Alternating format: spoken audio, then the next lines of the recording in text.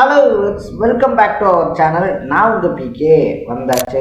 So நம்ம இன்னைக்கு இந்த வீடியோவில் எந்த விஷயத்தை பற்றி பேச போகிறோம், யாரை பற்றி பேச போகிறோம் அப்படின்னு சொல்லி கேட்டோம் அப்படின்னா, இன்னைக்கு காலையில் திடுதுப்புன்னு எந்த விதமான முன்னறிவிப்பு அப்படின்றதும் இல்லாமல் பார்த்தோன்னா, இந்த மகளிர் உரிமை தொகை இருக்கு இல்லையா, அந்த மகளிர் உரிமை தொகை வாங்கிக்கிட்டு இருந்தவங்களுக்கு ஒவ்வொருத்தருக்கும் அதாவது தலா 5000 ரூபா வீதம் வந்துட்டு ஒரே நாளில் கிட்டத்தட்ட 6550 கோடி ரூபாவை ரிலீஸ் பண்ணி ஒரு ரொம்ப பெரிய சர்ப்ரைஸை கொடுத்துருக்கு திமுக அப்படின்னு சொல்லலாம்.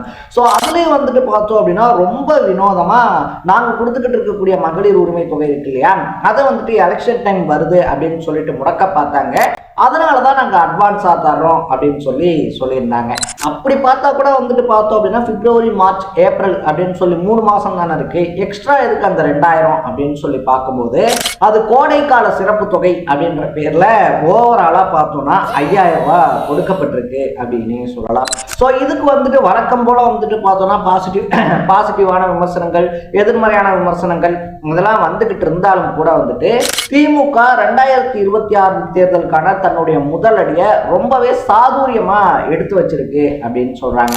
ஏன்னா எம்ஜிஆர் அவர்கள் முதலமைச்சரானதுக்கும் ஜெயலலிதா அவர்கள் முதலமைச்சரானதுக்கும், எம்ஜிஆரும் ஜெயலலிதாவும் முதலமைச்சராக இருந்த வரைக்கும் திமுக ஸ்ட்ரகிள் பண்ணதுக்கும், ஏன் கடைசி எலெக்ஷன்ல திமுக ஜெயிச்சதுக்கும், இது எல்லாத்துக்கும் ஒரே ஒரு ரீசன் தான், அது பெண்கள் ஓட்டு அப்படின்னு சொல்லலாம்.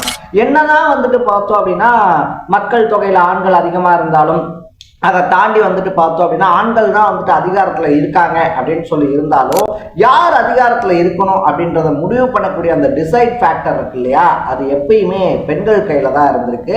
அதனால தான் லாஸ்ட் டைம் வந்துட்டு பார்த்தோம் அப்படின்னா திமுக ஜெயிச்சதுக்கு கூட முக்கியமான காரணமாக பார்க்கப்பட்டது மகளிர் உரிமை தொகை அப்படின்னு சொல்லக்கூடிய மாதம் 1000 ரூபா தர்றோம் அப்படின்னு சொல்லி சொன்னதும், அதை தாண்டி வந்துட்டு இலவச பேருந்து விடுறோம் அப்படின்னு சொல்லி சொன்னது இருக்கு இல்லையா, அதுதான் திமுகவை ஆட்சி கட்டில் அமர வச்சிருந்துச்சு அப்படின்னு சொல்லலாம். பட் இந்த டைம் வந்துட்டு பார்த்தோம் அப்படின்னா பெண்கள் ஓட்டு பெருவாரியா தாவேக்காக்கு போறதுக்கான ஒரு சுச்சுவேஷன் அப்படின்றதும் உருவாயிருக்கு.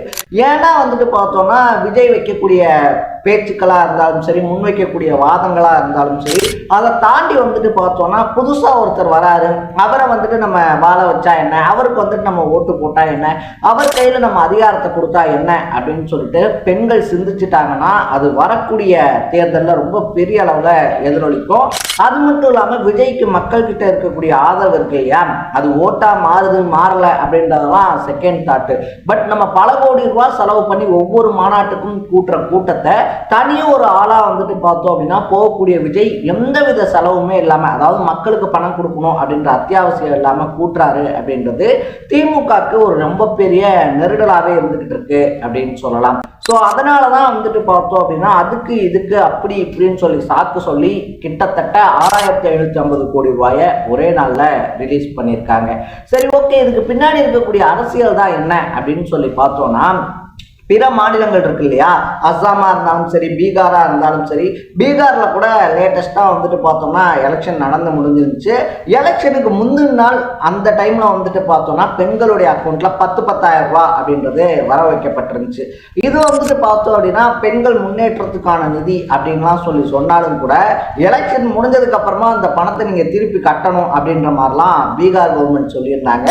தமிழ்நாட்டில் அதை சொன்னால் வேற மாதிரி ஆகி போயிடும் அப்படின்றதுனால நீங்கள் திருப்பி கட்டுங்க அப்படின்னு சொல்றதுக்கு வாய்ப்பு இல்லை.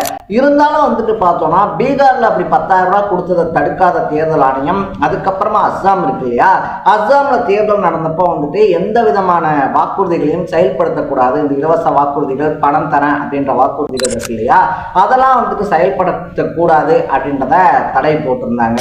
ஸோ இதனால பாஜக வந்துட்டு பார்த்தோம் அப்படின்னா எலெக்ஷன் டேட்டை மட்டும் அறிவிக்கட்டும், திமுகக்கு இந்த பெண்கள் ஓட்டே இந்த மகளிர் உரிமை தொகை இருக்கு இல்லையா, அதுல தானே அதிகமாக விழுகுது, அதை ஃப்ரீஸ் பண்ணி வச்சிருவோம் அப்படின்ற மாதிரி ஒரு பிளான் போட்டிருக்காங்க. ஸோ இதனாலதான் வந்துட்டு பார்த்தோம்னா ஸ்டாலின் அட்வான்ஸாவே கொடுத்துட்டாரு அப்படின்னு சொல்லப்படுது. அது மட்டும் இல்லாம அடுத்த டைம் நாங்கள் ஆட்சிக்கு வந்தோம் அப்படின்னா இந்த மகளிர் உரிமை தொகை இருக்கு இல்லையா, அதை 2000 ரூபாயா எக்ஸ்டெண்ட் பண்ணி தருவோம் அப்படின்ற அதிரடியான அறிவிப்பையும் வச்சிருக்காரு. இதுல என்னதான் அரசியல்லாம் இருந்தாலும் திமுக இந்த அரசியல் இந்த வரக்கூடிய சட்டமன்ற தேர்தலை விளையாட்டாய் எடுத்துக்கல அப்படின்றத மறுபடியும் ஒரு டைம் ப்ரூவ் பண்ணியிருக்காங்க அப்படின்னே சொல்லலாம். பெண்கள் ஓட்டை தக்க வைக்கணும் அப்படின்றதுக்காக இன்னும் பல நலத்திட்டங்களை திமுக அறிவிக்க காத்திருக்கு அப்படின்னு சொல்லப்படுது. ஸோ இதுக்கு வந்துட்டு திமுகவினுடைய கூட்டணி கட்சிகள் இருக்காங்க இல்லையா, அவங்க என்னதான் ஆதரவு அப்படின்றதெல்லாம் கொடுத்தாலும் கூட அதிமுக கடுமையான விமர்சனம் அப்படின்றத முன் வச்சிருக்கு. தேர்தல் நேரத்தில் வந்துட்டு பார்த்தோம் அப்படின்னா இந்த மாதிரியான வாக்குறுதிகள் அப்படின்றத அவர் கொடுத்துக்கிட்டு இருக்காரு. ஏன் இந்த வருஷத்துல தான் கோடை காலம் அப்படின்றது வருதா? இதுக்கு முன்னாடியும் கோடை காலம்லாம் வந்துட்டு தான் இருந்துச்சு இல்லையா, 24, 25லலாம் கோடை காலம் வந்துட்டு தான் இருந்துச்சு. அப்பெல்லாம் இவங்க கொடுக்கலையே, நாங்கள் ஆட்சிக்கு வந்தால் 2000 ரூபாய் தரணும் அப்படின்னு சொல்லி சொன்னதை வந்துட்டு பார்த்தோம் அப்படின்னா இப்படி முந்திக்கிட்டு மறுபடியும் அனௌன்ஸ் பண்ணிருக்கு திமுக அப்படின்னு சொல்றாங்க. ஸோ இன்னைக்கு சேலம் இருக்கு இல்லையா, சேலத்தில் நடந்த தாவேக்கான பிரச்சார கூட்டத்தை மங்களாக்கணும் அப்படின்ற நோக்கத்துல தான் இன்னைக்கு காலையில இந்த அறிவிப்பு வெளிவந்துச்சு அப்படின்னு சொல்லி பலரும் சொல்லிக்கிட்டு இருக்கும் போது விஜயை பொறுத்த வரைக்குமே அதை கூலா ஹேண்டில் பண்ணியிருக்காரு அப்படின்னு சொல்லப்படுது. ஏன்னா நான் வந்து அரசியலுக்கு வந்ததுக்கு அப்புறமா, நான் அரசியலுக்கு வந்ததுனாலதான் வந்துட்டு பார்த்தோம்னா திமுக இருக்கு இல்லையா, இப்படியான பல விஷயங்கள் அப்படின்றத செய்யறாங்க.